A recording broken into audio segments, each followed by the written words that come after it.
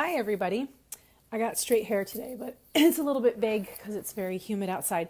So, I'm talking today about being unmotivated. This morning, I was on the couch, completely in my robe, which PS is right here because I keep it, I keep it near me at all times. Oh my goodness, my hair.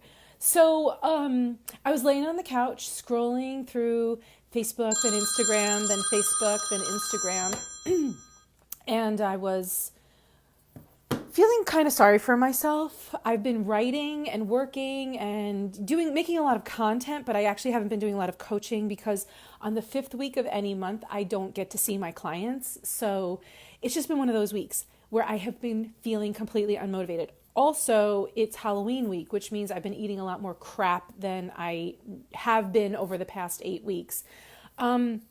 And so my husband came home from dropping my son off. I was laid out on the couch in my robe, scrolling and scrolling. And he's like, "What's going on with you?"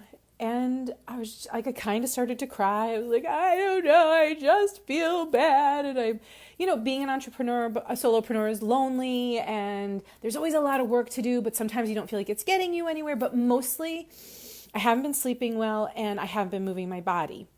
And so I start laying everything out for him. And I said, "Look, don't fix anything. I just need you to listen," which we've been married for 150 years and he's finally figured that out. So he didn't try to fix it. But have you ever been laying on the couch wondering what's wrong with you and you just kind of can't get out of your own way? That's totally where I was pretty much all week, but most definitely this morning. And so I was like, I don't have any hobbies. I feel lonely. I went through all the things.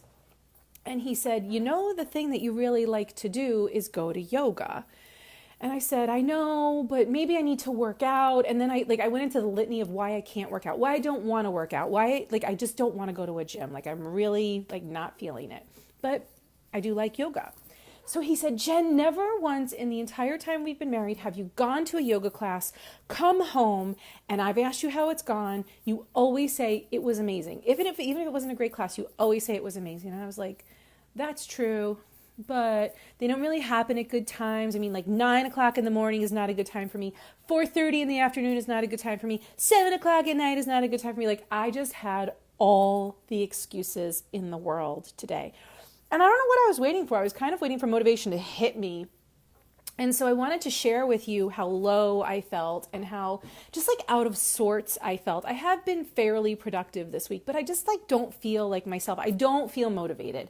And I know a lot of my clients tell me that. They'll say, I'm waiting for motivation to hit. And I'll always say, motivation doesn't hit you. Motivation is something you create. And this morning I'm going to say all week, I have not been motivated. I haven't been able to create my own motivation. And if you've ever felt like that, please give me a thumbs up because I'm dying to know how many people out there suffer with this, laying on the couch in the snowflake fleece robe. Do you see how awesome that thing is? How could you ever get out of that thing? So he had a point. I do like yoga. And when I go to yoga, I feel so much energy.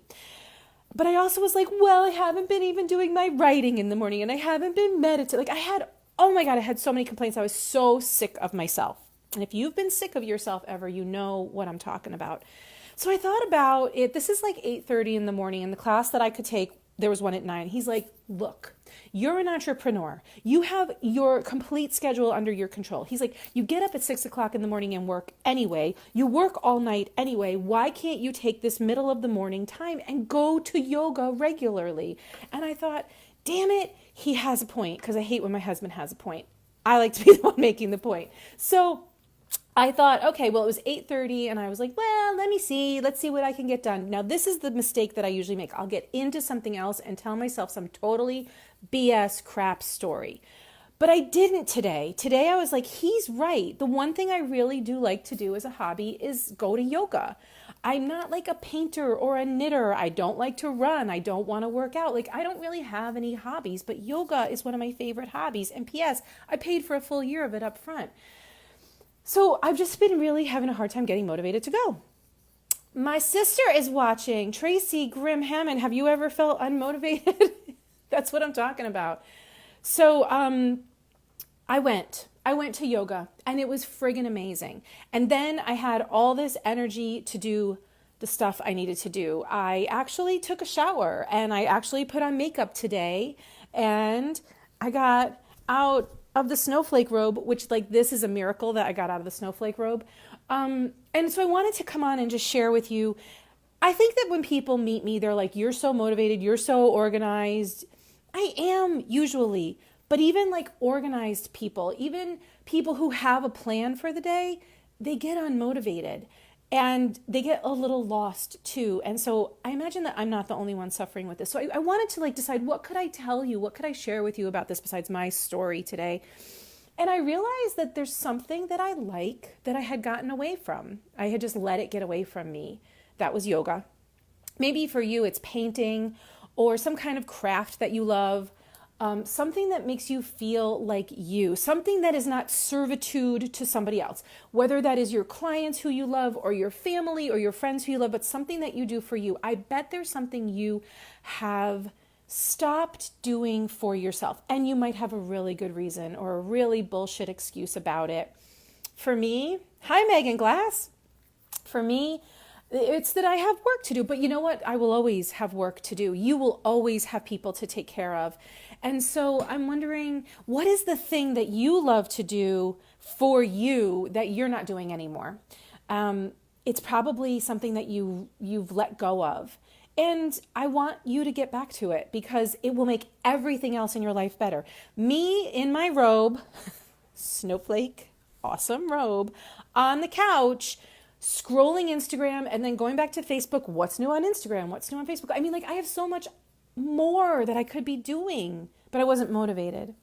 And I want you to know you're not giving anything to anybody when you are unmotivated. So what is the thing that you would love to go back to? Like the hobby that you've forgotten about. Maybe you want to like give yourself a home spa day. Maybe you want to go home and put some stuff on your face and sit and have some tea and read a book. This morning, before my husband got home and kicked my butt, in a very nice way, I have to say, I texted my best friend and I said, I have never been so unmotivated. And she sent me a text back that said, that's your body telling you that it needs to go play. Now, I'm not much of a player. I don't have hobbies. Like I said, I don't play. But I remembered, oh, well, to me, yoga feels like play. I went and I got on my mat today. I don't even know where the hour and 15 minutes went. It felt like I got back to myself. And now I have real clothes on, actual real clothes. And I'm going to go out and I'm going to go to a movie by myself this afternoon. I'm going to go see Bohemian Rhapsody by myself at 1:40 if anybody wants to join me. So that's where I got motivated to today. So I would love to hear, are you feeling unmotivated? You're not alone, first of all, and there's nothing wrong with you that you're unmotivated. You might just need to indulge yourself in something. Megan, you want to meet me? I'm going at 1:40. What can you indulge that feels nurturing? Because this month in November, you're going to see me talking about indulging a lot. And I'm going to ask you to think about indulging in a way that actually nurtures you. We tend to indulge in things that don't nurture us. For example, scrolling on Facebook and going back and forth and toggling between Instagram and Facebook, like how stupid is that? But I was indulging myself. I indulged in candy all week and I'm in a major brain fog today too because of it. I also have some things showing up on my face because of it. But rather than indulging, can you nurture? And so I am taking today to nurture. In fact, one of my clients, it doesn't work time-wise. One of my clients who I was supposed to see at 2 changed it up on me today because she needed to reschedule. So I have my afternoon free. So I'm going to nurture myself by going to a movie, something I never do. And I miss doing movies. I don't watch movies anymore because my husband and I have different tastes in movies. So I hope this was helpful to remind you that there's something in you, probably that you've already done and that you already know that you need to get back to. So please do that for yourself sometime this weekend. And if you can't do it this weekend, I want you to plan it out for sometime next week. You don't need as much time as you think you do. For me, it was an hour and 15 minutes on the mat. And today I'm going to take the extra time that I won and just got and go to a movie. Tell me what you did. I would love to know what your thing that will create motivation for you is. I hope you have a wonderful Friday. Thank you for checking in with me. Bye.